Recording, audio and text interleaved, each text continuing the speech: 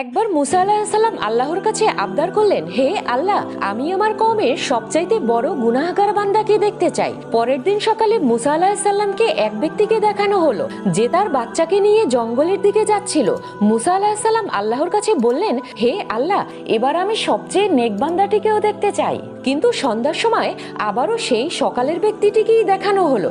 মুসা আলাহিসাল্লাম আল্লাহকে প্রশ্ন করলেন, এটা কি হলো? তখন আল্লাহ তাআলা বললেন, ওই ব্যক্তির ছেলে তাকে প্রশ্ন করেছে, বাবা, জঙ্গলের চেয়ে বড় কি? বাবা বলল, পাহাড়। ছেলে বলল, পাহাড়ের চেয়ে বড় কি? বাবা বলল, আসমান। ছেলে বলল, আসমানের চেয়ে বড় কি? বাবা কেঁদে দিয়ে বলল, তোর বাবার গুনাহ।